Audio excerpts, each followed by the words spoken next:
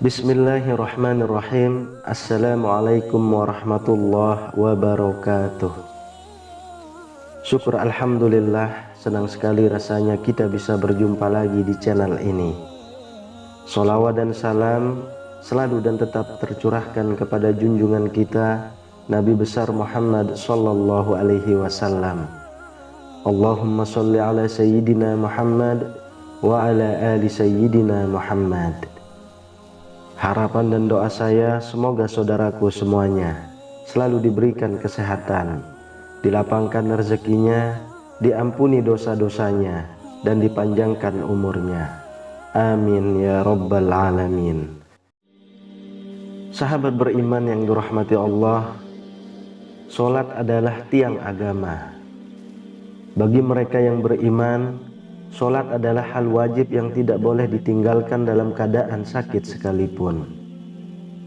Rajin menjalankan sholat tentu merupakan hal yang sangat baik dan mulia.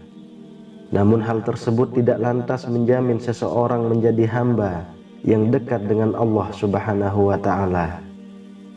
Lalu siapa sajakah orang yang rajin sholat namun justru jauh dari Allah Subhanahu wa Ta'ala, dan seperti apa cirinya? Dalam suatu hadis, Rasulullah Shallallahu Alaihi Wasallam bersabda, sesungguhnya pertama kali yang dihisab atau ditanya diminta pertanggungjawaban dari segenap amalan seorang hamba di hari kiamat kelak merupakan sholatnya. Bila sholatnya baik, maka beruntunglah ia, dan bila mana sholatnya rusak, sungguh kerugian menimpanya. Hadis riwayat Tirmizi. Untuk itu sangat penting bagi kita untuk rutin mendirikan sholat. Namun untuk mendapatkan ridho dan surganya tidak hanya dengan rajin menjalankan sholat. Hal itu hanya dilakukan dengan penuh kesadaran, tidak sebatas sebagai rutinitas harian, serta tetap dibarengi dengan menjaga akhlak serta hubungan sesama dengan manusia agar tidak menjauhkan kita dari Allah Subhanahu wa Ta'ala, Sang Pencipta alam semesta. Sahabat beriman yang dirahmati Allah, berikut ini adalah orang yang rajin sholat namun justru jauh dari Allah Subhanahu wa Ta'ala. Yang pertama, orang yang lalai dalam sholat. Pada hari kiamat nanti ada banyak orang yang membawa sholatnya kepada Allah Subhanahu wa Ta'ala. Kemudian mereka mempersembahkan sholatnya kepada Allah. Lalu sholatnya dilipat-lipat seperti dilipatnya pakaian yang kumal. Kemudian dibantingkan ke wajah mereka. Allah tidak menerima sholatnya. Bahkan ada yang celaka dengan sholatnya. Seperti yang terdapat dalam firman Allah Subhanahu wa Ta'ala dalam surah Al-Ma'un ayat 4-5. Maka celakalah bagi orang-orang yang sholat, yaitu orang-orang yang melalaikan sholatnya. Rasulullah Shallallahu Alaihi Wasallam pernah bersabda, akan datang pada manusia umat Muhammad suatu zaman banyak orang yang merasakan dirinya sholat, padahal mereka sebenarnya tidak sholat. Hadis riwayat Ahmad. Perintah sholat adalah untuk mengingat Allah Subhanahu wa Ta'ala. Dikatakan dalam surah An-Nisa ayat 43, sehingga kamu mengetahui akan apa yang kamu ucapkan. Oleh karena itu, dalam mengerjakan sholat tidak boleh lalai. Yang dimaksud lalai adalah tidak mengetahui maksud apa yang dibaca dan apa yang dikerjakan. Apalagi jika kurang memperhatikan syarat rukun dan ketentuan-ketentuan sholat lainnya, maka diperoleh hanyalah payah dan letih.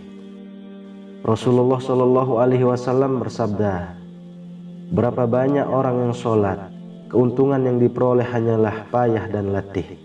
Hadis riwayat Ibnu Majah. Jadi meskipun merasa dirinya sholat, tapi hakikatnya tidak sholat, dan ia tidak akan mendapatkan hikmah Allah Subhanahu wa Ta'ala. Sholatnya pun tidak menambah dekat kepada Allah, tapi justru sebaliknya. Rasulullah menegaskan, barang siapa yang sholatnya tidak dapat mencegah perbuatan keji dan mungkar, maka tiada bertambah baginya kecuali semakin jauh dari Allah. Hadis riwayat Ali ibnu Ma'bad. Yang kedua, orang yang suka menggunjing orang lain. Sahabat beriman yang dirahmati Allah, Allah Subhanahu wa ta'ala berfirman, apakah yang memasukkan Anda ke dalam syakor atau neraka?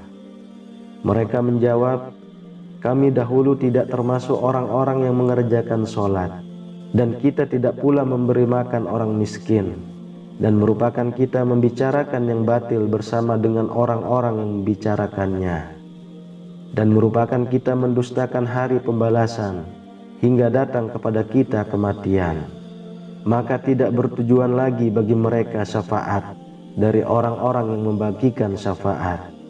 Quran Surah Al-Mudaththir ayat 42-48. Dalam ayat tersebut, salah satu penyebab orang masuk neraka merupakan karena suka membicarakan ketidaklebihbaikan orang lain. Orang yang mendirikan sholat namun suka membicarakan kejelekan orang lain, maka ia akan ditempatkan di dalam neraka syakor. Allah melarang kita untuk membicarakan aib orang lain. Allah Subhanahu wa ta'ala berfirman, hai orang-orang yang beriman, jauhilah tidak sedikit purbasangka atau kecurigaan, karena sebagian dari purbasangka itu dosa. Dan janganlah mencari-cari ketidaklebihbaikan orang, dan janganlah menggunjingkan satu sama lain. Adakah seorang di antara Anda yang suka memakan daging saudaranya yang sudah mati? Maka tentulah Anda merasa jijik kepadanya, dan bertakwalah kepada Allah. Sesungguhnya Allah Maha Penerima Taubat lagi Maha Penyayang. Quran Surah Al-Hujurat ayat 12. Yang ketiga, orang yang acuh pada sesama. Allah Subhanahu wa ta'ala berfirman, sesungguhnya aku hanya akan menerima solat orang-orang yang merendahkan dirinya karena kebesaranku, menahan dirinya dari hawa nafsu karena aku, yang mengisi sebagian waktu siangnya untuk berzikir kepadaku, yang melazimkan hatinya untuk takut kepadaku, yang tidak sombong terhadap makhlukku, yang memberikan makan pada orang yang lapar, yang memberikan pakaian pada orang yang telanjang, yang menyayangi orang yang terkena musibah, yang memberikan perlindungan kepada orang yang terasing. Kelak cahaya orang itu akan bersinar seperti cahaya matahari. Aku akan berikan cahaya ketika dia kegelapan. Aku akan berikan ilmu ketika dia tidak tahu. Aku akan lindungi dia dengan kebesaranku. Aku akan suruh malaikat menjaganya. Kalau dia berdoa kepadaku, aku akan segera menjawabnya. Kalau dia meminta kepadaku, aku akan segera memenuhi permintaannya. Perumpamaannya di hadapanku seperti perumpamaan surga Firdaus. Dalam hadis yang lain, Rasulullah SAW menyebutkan bahwa salah satu cara mendekatkan diri kepada Allah Subhanahu wa ta'ala ialah bersifat dermawan dan senang membantu orang lain, terutama kepada orang yang sedang kesulitan. Rasulullah SAW bersabda, orang yang dermawan dekat dengan Allah, dekat dengan manusia, dan dekat dengan surga. Sedangkan orang yang bakhil atau pelit jauh dari Allah, jauh dari manusia, dan dekat dengan neraka. Orang dermawan insya Allah akan menemukan kenikmatan di dalam sholatnya. Ia akan memperoleh kenikmatan di dalam sholatnya karena dia dijaga oleh para malaikat, diberi cahaya dalam kegelapan, dan diberi ilmu secara langsung oleh Allah Subhanahu wa ta'ala masuk ke dalam hati sanubarinya. Yang keempat, orang yang riya. Sebab pertama yang ternyata mampu menjerumuskan seorang ahli ibadah tetap mendapatkan azab bahkan menjadi penghuni neraka adalah karena mereka riya. Hal tersebut terjadi apabila semua amal soleh yang dilakukan selama di dunia itu bukan untuk mencari ridho Allah, melainkan dilakukan karena ingin riya atau pamer dan mengharap pujian dari manusia. Allah Subhanahu wa ta'ala berfirman, sesungguhnya orang-orang munafik itu menipu Allah dan Allah akan membalas tipuan mereka. Dan apabila mereka berdiri untuk sholat, mereka berdiri dengan malas. Mereka bermaksud teriak dengan sholat di hadapan manusia, dan tidaklah mereka menyebut Allah kecuali sedikit sekali. Quran Surah An-Nisa ayat 142.